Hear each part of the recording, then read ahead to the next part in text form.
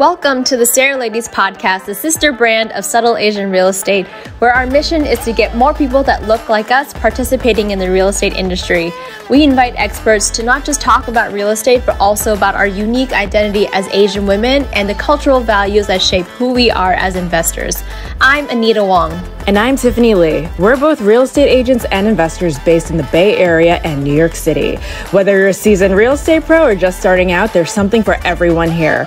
So pour yourself a glass of wine or boba tea and join us as we celebrate the achievements and unleash the untapped potential of AAPI women in the real estate industry. Welcome to the SARE Ladies podcast. Now let's get on with the show. But first, a word from one of our fabulous sponsors. Hey Ryan, how's your student housing room hacking system going? It's going awesome. So we're pulling in $40,000 a month, and I'm getting ready to quit my W-2 in about a month. That is awesome. Congratulations. Was it easy to pull off? No, I basically had to scale it over a course of 7.5 years. But really using the room hacking method, I was able to skyrocket my portfolio so quickly. That's awesome. I'm sure other people would love to learn how to do this. Is this something that you're teaching? Yes, I do. I teach a 6-month coaching program. It's one-on-one coaching with me through Zoom calls just like this. And basically we go through market analysis, deal analysis. We'll cover renovations to increase your profitability, as well as the marketing and the management and creating a full system for yourself along with teams. So you basically have this cash flow for life. You should be bringing in about $1,500 per month in cash flow per property. That sounds great. Where do I sign up if I want to learn more about this?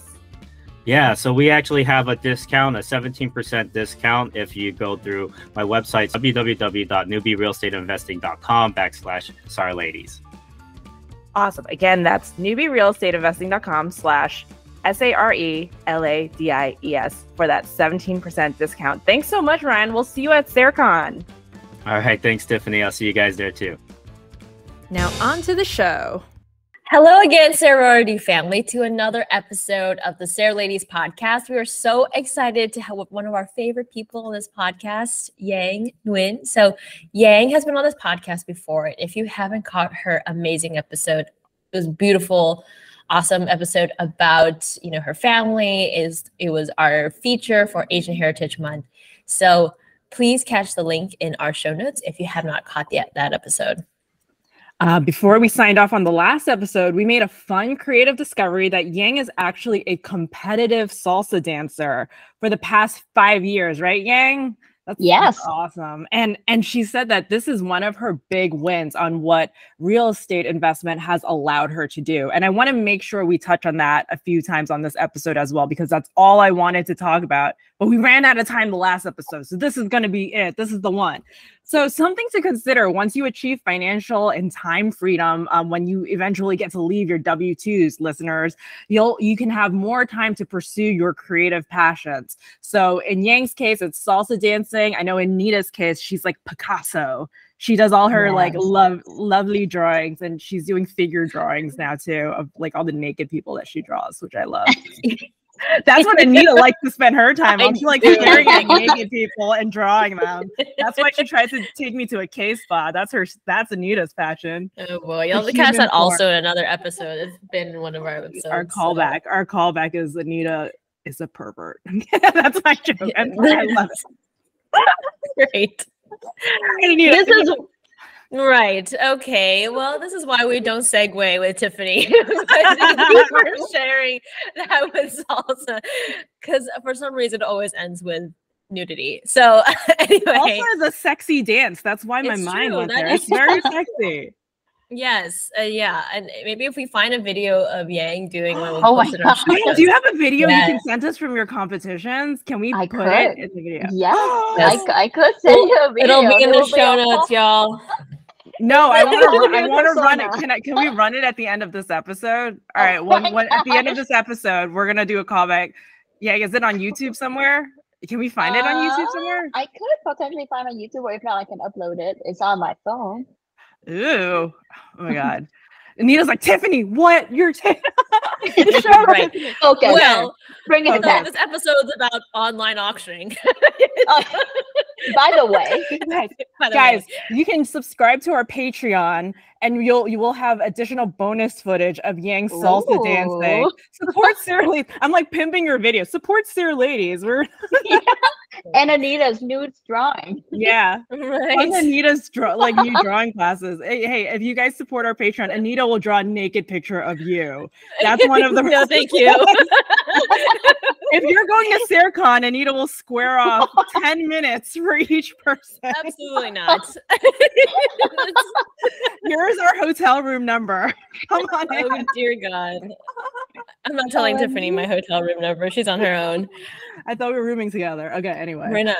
Anyway, online auctioning. I love it. We're not. Okay, go on. Okay, well, to all seriousness, we're going to be talking about online auctioning today because we know that online auctioning is probably one of the best ways that you can snag a really good deal in the market.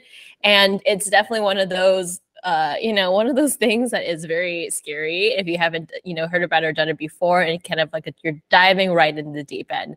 And so for all that are interested in this method, we brought Yang to tell us about her experience. And if you don't know Yang and didn't catch the last episode, Yang's the founder of One River Capital, and she's a seasoned multifamily syndicator, retired published scientist, and an immigrant from Vietnam. Her passion is to help busy professionals and immigrants build passive income and build generational wealth through real estate investing. So with that in mind, let's not talk about salsa dancing and let's talk about online auctions. Welcome. Woo! Welcome Thanks back, so much, Yang. Tiff and Anita, for having me. What a fun intro. Yeah, we try because we had our warm up the first episode. So yeah, we'll jump into it. We'll save everyone some time. What is online auctioning and what drew you to buy multifamily properties this way? Yeah, so online auctioning has been around for a while. It's essentially when you purchase a property through auction, but it's all now virtual. And it actually has become more popular since the pandemic. A lot of in-person auction at like the county level actually has moved online with the pandemic. So there are now even more online auctioning opportunities available. So I personally, online auctioning is not my only strategies of getting properties. So for all of us as real estate investors, getting leads and getting properties to analyze and eventually to submit an LOI and put it on a contract, right, is the one thing that we always want to do is to have a pipeline of deals. So for me, I see online auctioning as one of the strategy that I can get more deals in my pipeline to increase the deal flow. Awesome. And that's a great segue to the next question. Can you walk us through the steps of an online auction process for buying, for buying a multifamily property from the process of finding it to submitting a bid and then finally to closing the deal? And I'll add, and in what way is this similar to choreography and salsa dancing? Bringing it back. Awesome. So let me first walk you through kind of the steps for an online auction. So first, even thinking about online auction, the first step you always want to do is where, right? Where do you even find these online auctions? So we can I'll tell you some of the website now, but we can probably put it in the show notes maybe. But like in order to buy, say, like single family or 2 to 4 units or smaller multis, you have like auction.com, Hubzu, Service Link Auction, Realty Bid, and bidforassets.com. So those are all the sites that you will see a lot of listings for the smaller multifamily size and also the single families. On the larger multifamily or even commercial real estate, you have Crexy.com and 10-x.com. So these are often have online auctions for like very large multifamily all across the US. So the first thing that you want to do, which is completely free to do if you're considering any of this, is to go to this site and sign up for these email alerts. So a pro tip here is you want to set up a specific emails for all of these alerts so you're not crowding your own inbox, right? So what I did is I set up a separate email address and then use these link to set up alerts to receive alerts of any properties in the markets that I'm looking in that meet my criteria. So these completely free to do. And you can actually just go through and look at them to actually just familiarize yourself with the process and just get some exposure to what that looks like, right? Completely free, free things to get into. Okay, so now that you just set up alerts, what would be the next step? One thing that I really want people to walk away with is that at all of these auction sites, all of them have separate rules and regulation that you really want to familiarize yourself with before you start bidding. So any of these sites will have their own rules and regulation that they post online. So you should be able to find like a downloadable that you can read through, right? So one of my core value, or not core value, but one of my strategy is always learning how to balance the risk and the reward, right? For me, buying online auction is a high risk.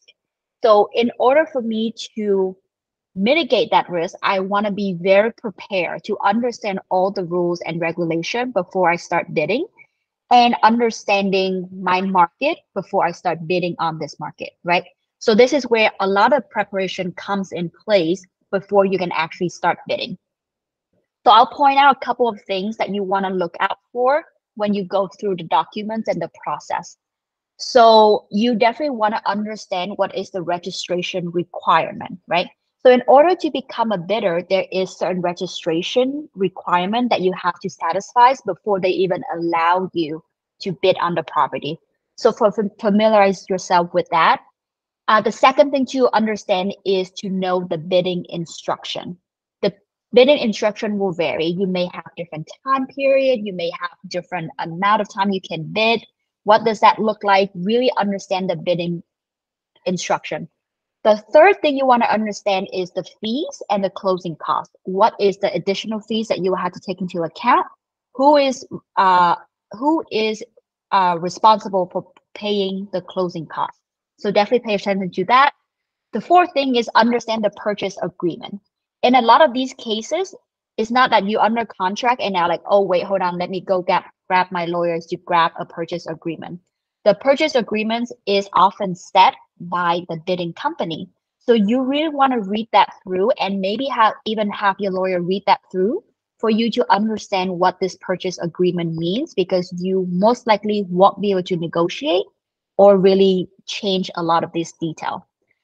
Fifth thing you want to understand is what happened if you were the winning bid and what happened if not. So understand what that looks like. If you end up winning the bid, do you have to put in deposit right away within 24 hours?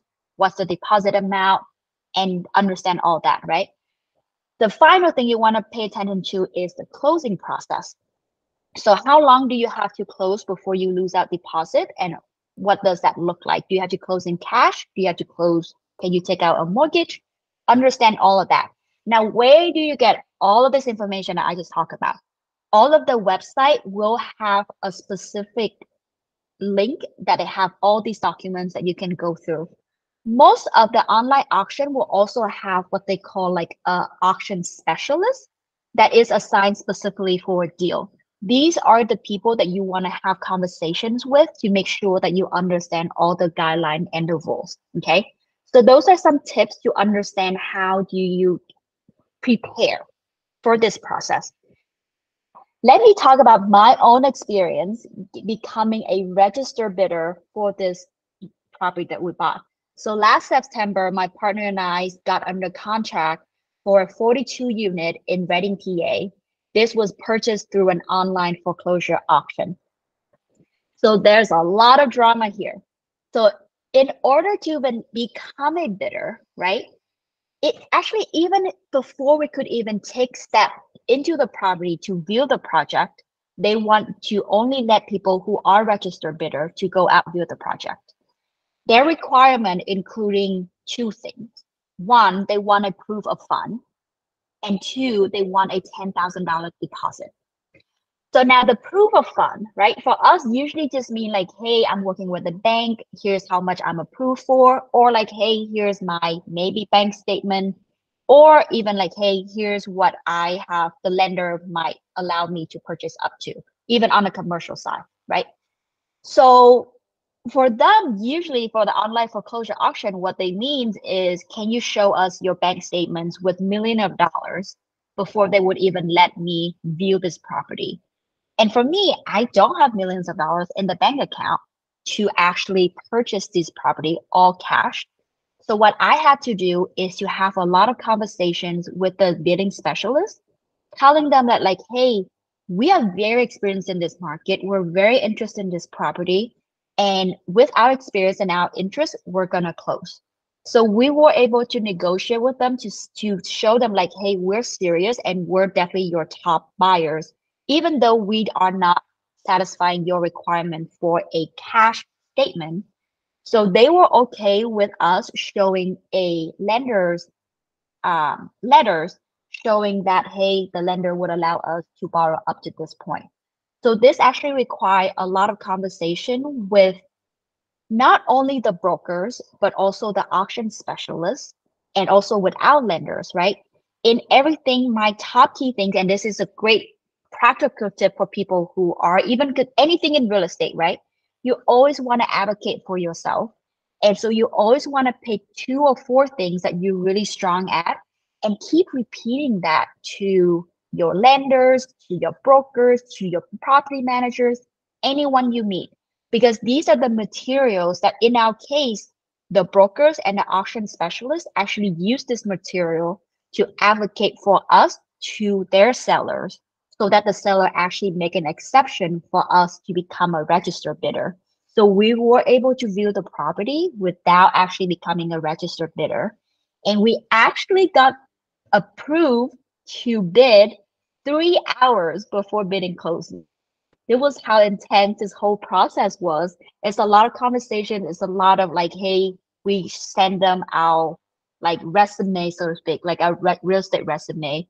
We show up with contractor. We show up with a lot of people to show them how serious we are about this property. But yeah, so we got approved to bid 3 hours before bidding close and ended up become a winning bidder for this project. So yeah, that is certainly a really fun project. And I will tell you this tidbit. We got under contract for this actually at the very last day of my W-2. So here I am sitting at work on my last day of my W-2, actually with a bubble tea, true Asian style. I have my bubble tea and this is online on a computer. And the only thing wild is it's almost like a sport because you can see like a clock ticking down and you can see like, okay, it was starting at like 800,000. And then every time you click, the price just went up to 50,000. So I'm like, okay, gotta be careful with what I'm clicking. And this whole thing was quite emotional, I guess, in a sense. It's just because, you can see the clock is ticking. You can see how many bidding is going on. You can see like, okay, if you click another time, it's another 250K or another 100K. And this is why I stress that you really have to know your rules and regulation, because in online bidding, when the clock is running down, your emotion is running high.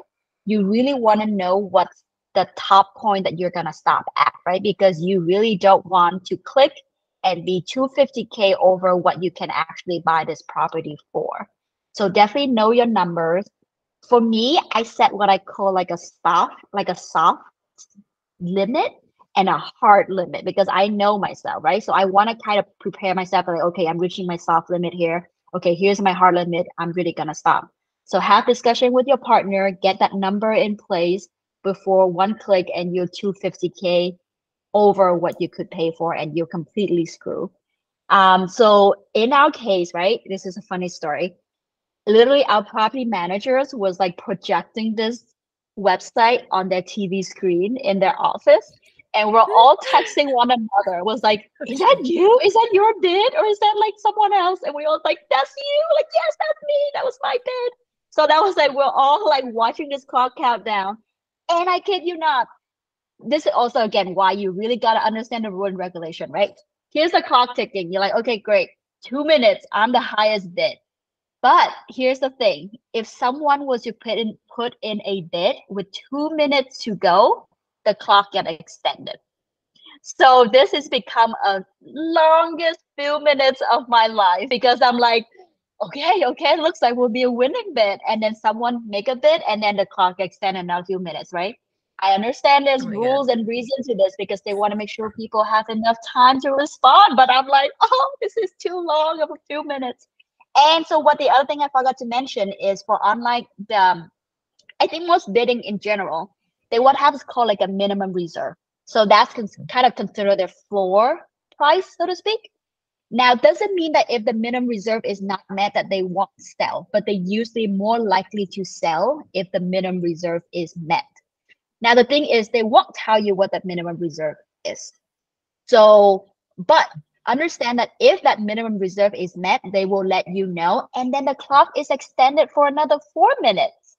So you really just gotta like set rules, set that regulation, and just be able to like, okay, here's what I'm gonna go for. Here's what we're gonna do. And then, yeah, be able to be comfortable with one click and you are a couple 100,000 further into the price. But yeah, it was definitely a great experience. We got a winning bid, so yay. Congratulations. Yeah. I love how excited and heated you got talking about the online auction process. And this is gonna I was like, you could my mic was on mute, but I was laughing because I used to be a professional poker player and I was like, Yang is there's so many Vietnamese people in casinos. And I was like, Yang is just like, you explaining the bidding process. I was like, that's the Vietnamese coming out in her. That like, she's like, I got my soft stop. I got my hard stop. I know where my limit is. I promise I know where my limit is. Was that you? And so I was just like, that's so funny. Oh my gosh. Yeah, I will be a terrible poker player because I am definitely not one of those like, oh yeah, I'm calm and collected. I'm like, oh, like, is this like, are we the winning bid? And so I had a video of like me recording the screen because I'm like, oh, the clock is counting and it's say like you're the highest bidder, and I'm just like, oh, couple more second. And then you know what's the wild thing happened was like the clock stopped and then like nothing happened. It's not even like, congrats, you're the winner. It's just like nothing happened. And so and so I'm over here like, okay, like is that it? Like, are we good? Are we good to go? Or like, is there like another couple minutes? So I was like, really, it was like a wide process. And like our other partner was actually in her way to like fly to Spain. So we're all here, just like different places all around and just like texting of like, yes, that is me. That is not me. Like, oh my God. So yeah, it was quite a fun and emotionally high process, I want to say, maybe. Quite so intense. Funny. And of course, I have my bubble tea to support me. So I do want to ask you about, and I love that you went into this already pre-planned with your limits, right? And I like that a lot because I think that's like, it's like negotiation 101. You know, it's like you want to go in there with what you're you want to pre-plan your reactions. You know, it's like, so you want to buffer your emotions, really. So can you talk about how you set those parameters up with yourself and your partners? Sounds like how many investors did you have? Hey, we're gonna take a little break, but in the meantime, here's a shameless plug for one of our amazing sponsors. Dr. Hua Nguyen and her husband, Dr. Jaime Gonzalez, both optometrists by trade and owners of multiple multi-million-dollar optometry practices in the Dallas area, founded Black Steel Investment Group with a passion to invest to impact. With the foundation forged on 3 pillars, integrity, community, and legacy, they put their investors at the forefront of everything they do. The couple are both seasoned, full-time multifamily investors, syndicators, and asset managers who, together with their investors, have invested in over 6,900 units as general and/or limited partners in Texas, Arizona, Florida, and the Carolinas, with total assets valued at over $480 million. Juan and Jaime are always working to find new investment opportunities for their investors. The couple enjoys traveling the world for delicious food and interesting cultures with their 8-year-old daughter Athena and have a puppy named Coco Ollie. Now on to the show. Yeah, so in this case, we have 4 general partners, and then we actually syndicate this deal. So we brought investor on, and I can definitely talk more about that process of, when it happens from winning bid to close, right? But let's back up a little bit and talk about how we set our perimeters. So this, as I mentioned before, right, one of my strategy, or one of the things I always want to focus on, even for myself and for our investors, is that we always want to balance out the risk and the reward, right? So as I mentioned, online auction is a high risk purchase. So we always want to make sure that we assume the worst, and that we actually leave a lot of room for these unknown. And it has to be very profitable for it to make sense, right? Because otherwise, I would just buy a stabilized property, get a lower, return, and be okay with that. So in our case, we underwrote this just like any other multifamily property that we underwrote, right? We would probably definitely have to look at a cap rate, look at price point, look at potential rent. The good thing about this for us is that we are very experienced in this market. So already my partner and I invest heavily in this market. We have property manager in place. We have construction in place. And actually our property manager used to manage this building before it switched to the last owner. So we actually had a lot of that background information.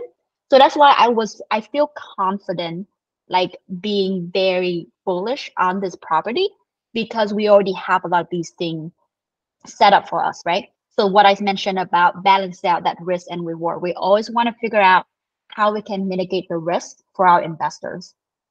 So because I was mainly underwriting this property, I was able to understand, like, okay, at what point is this price no longer makes sense? Because let me back up and talk to you a little bit about the due diligence process. And it's very important to know from an online auction perspective too, right? Is that you are going to be going in with very limited information. So for a lot of online auction, one, you may not be able to view the property. Two, if you were able to view the property, which we did, you could only view a couple of units and you could not view all the units, right? You really don't have time for your inspection before you start bidding or even during your due diligence. So we had to assume a lot. We had to assume that we are going to replace all 42 units, that we're going to rehab all 42 units. We're assume that we're going to have to replace a lot of mechanicals. And we assume that we also, exterior we kind of see, right? But we had to assume a lot of this because we simply just don't know. Now, one thing I do want to mention is for online auction, and I think this is for most of them, and definitely in my case, is that once you become a winning bid, there is no due diligence period. I have to submit my $10,000 of deposit, right? If I become a winning bid and I don't move forward, I will lose that 10K. Now, in order to keep moving, we have to submit 10% of earnest money deposit within 24 hours. And that money went hard day one. What that meant is it's not refundable. So once we submit that deposit, if we don't close, we will lose that deposit. Any inspection we do from when we went under contract to the end is just for our information only. And there's no negotiation in price. There's none of that, right? So we knew all of this go into place. So that's why we had to take all of that into account, assume that we had to replace everything, and take that into our construction budget for it to make sense. I can happily report that it was worth it because we got under contract. Our bidding was accepted at 2.7 million, and the as-is appraisal was 3.9. So we already coming in with like 1.2 million in equity, and we had like a lot of room for that equity. So for me, right, that makes sense to assume all this risk and assuming that high construction budget because we know that we have a lot of equity coming in. So all of that to say is that I want to make sure listeners understand that online auction is a high risk way to purchase property. So you definitely want to make sure it is very worth your time and the risk that you're assuming. So you definitely want to build in a higher profit margin for this to be worth the risk that you're taking. What kind of loan did you have on this property? And I Yeah. know that it really does talk about that risk, right? Like Mhm. what kind of loan did Mhm. your investors also were they comfortable with? Because it's a very high stakes way to purchase a multifamily project. So probably not a Fannie Mae thing. Yeah, So it's did definitely you? not anything. Yeah. So yeah. Yeah, let me Tell me talk about a the little bit loan that you. about the loan process and also about the getting to close that. So, one thing I didn't mention is this property was 86% vacant when we purchased the property. So we came in with a highly vacant property. Now, yes, that in itself has risks, right? For us personally, we like that it was heavily vacant because it's actually allow us to come in and quickly rehab the property and then put new tenants in, and then really quick way to execute our value add and then be able to refinance. So for us, what we treat this as is actually kind of like a BRRRR strategy, but for a 42 unit. So that's how we also present that to our investors. I also mentioned that we syndicate this property and we actually closed this in 35 days. So we did all the paperwork, capital raise, and close on this property within 35 days, which is really fast for any syndication projects. And that require a lot of coordination with lenders, with investors, and with the attorney, right? So I'm super grateful for our investor to jump on this project. And the way that we presented our investors is the reason why we're bullish on this property, right, is because we already have very established experience in this market. We know what the rent could be like. We already have construction team. We have executed multiple burst properties already in this market. And the way the underwriting check out is because we have so much equity, we actually could return our investor capital at the refinance point within 18 months. So we actually was looking to return the majority of our investor capital at the refinance point at 18 months. So again, right, balancing that risk and reward. This is high risk for them. So the ability for them to get their capital back so quickly and still maintaining the ownership was it's worth the trade-off for the risk for them. So that's how we kind of structured this deal. And we definitely went in with a hard money loan so that we could actually have the rehab in budget to rehab all 42 units and then put new tenants in and then refinance at the 18 months. Here's another drama because of course there's lots of drama in this process. So we went with a lender that was going to fund 85% loan to cost, right? Which is great. We only have to put up 15% and we could save a lot of capital for the reserve. Okay, so 12 days to go. We just got our appraisal back and we were so happy because here we go. Like our bidding was 2.7. Appraisal was coming back with an as is at 3.9 and then an ARV of like 5.6, close to 6. So we're like so happy for ourselves and for our investors that say yes on this deal, right? We're so happy. And then the lender asked, hey, where is your outer survey? And we're like, what? And so for those listeners who are not familiar with outer survey, it's a survey for boundaries, for like the boundaries of the building. And outer survey is a longer process because it's more specific. So usually outer survey takes about 4 weeks. And here we are with 10 days to close. And it looks like our lender won't be able to close. So here we are fully in our problem solving mode and figuring out, okay, what do we do from here? Because at this point, we have almost $600,000 in earnest money deposit, our own money in earnest money deposit that is no longer refundable, absolutely non-refundable. So we have almost 600K on the line and our lender is not able to close. So here is a huge lesson learned through this process, right? I'm going to touch on the lesson learned first. whenever you talk to a new lender, always ask for two things. One, what is their closing list? What is it that they need to close? And then two, always sit down with them and ask, like, hey, in your experience, how long does it take to get any of these things done? And then are these things depending on one another, right? If we had asked these two questions, we would have known that this lender, even though they say they could fund deal within 30 days, that there's no chance they could actually fund this deal in 30 days. They were a national lender, and for for Pennsylvania specifically, titles does not run a survey report. They insure the title in lieu of survey. So this is where they thought title was gonna order survey, and so they're like, yeah, we can do that. But in fact, title was not ordering survey. Okay, so here we are, 10 days to go, and no lender. So now what? 500, 600K on the line. Now what? So what we did is that we went back to our second lender.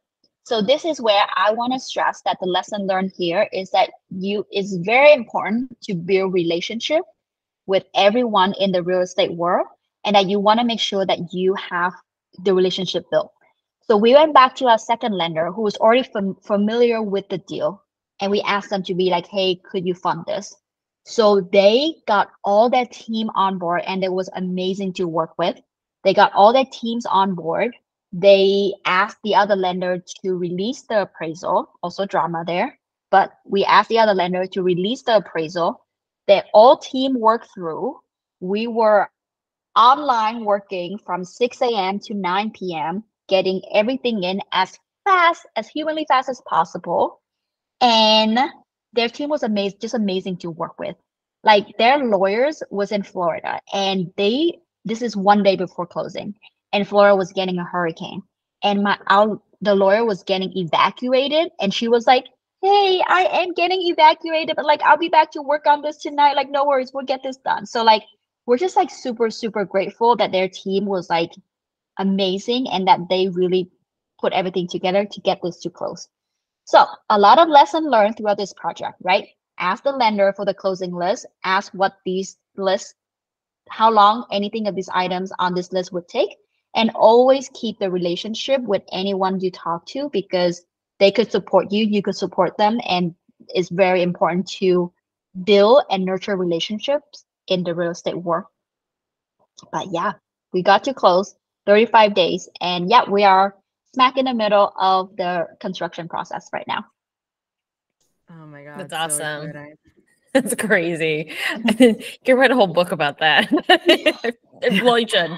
Yeah, you just straight up should. Oh, yeah. Oh, wow.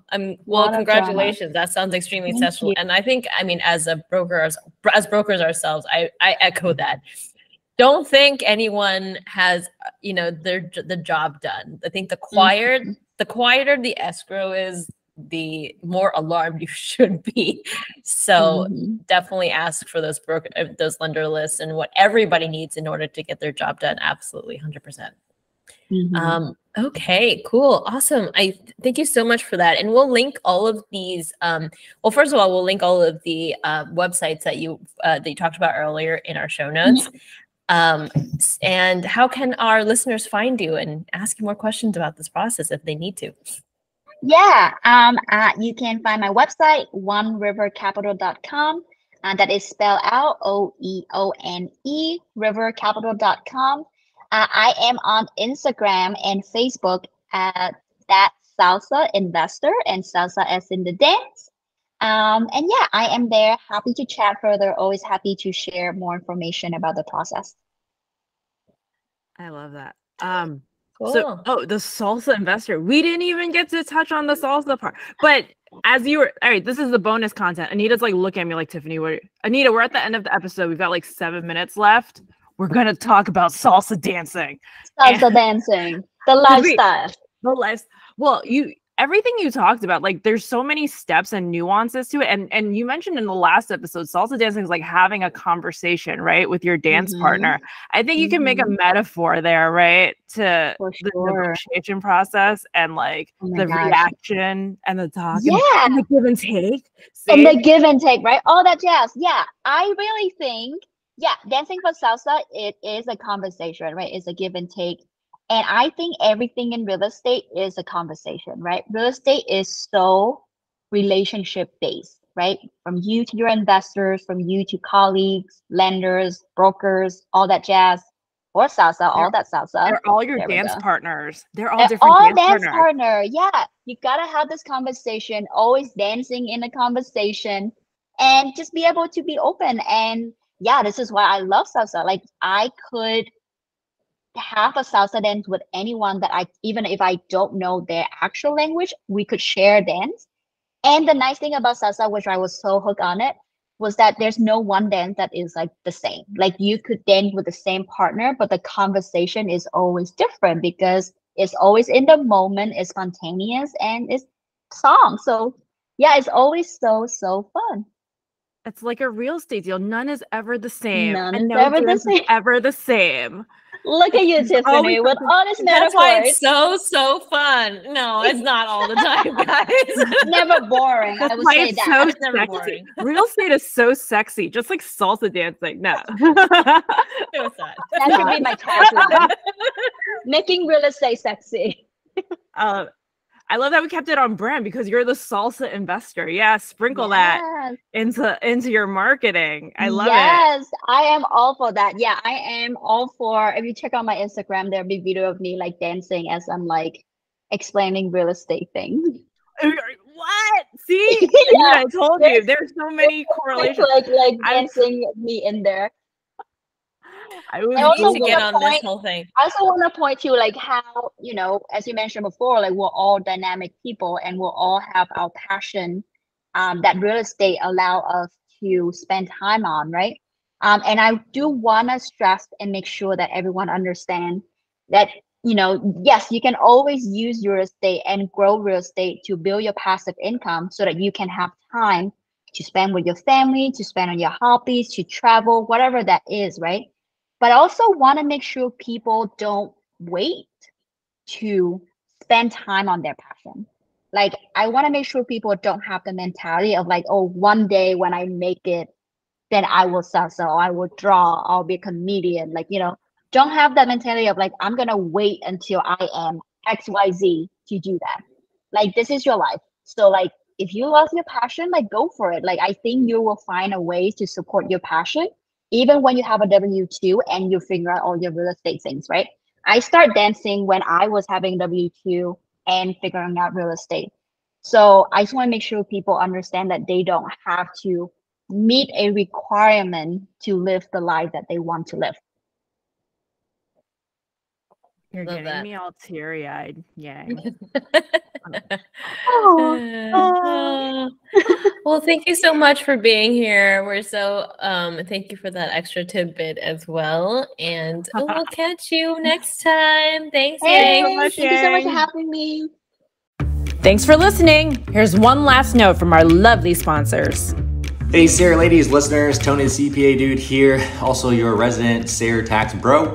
And with your lovely host, they came up with some great ideas. So Miss Tiffany and Miss Anita here have came up with the tax workout plan.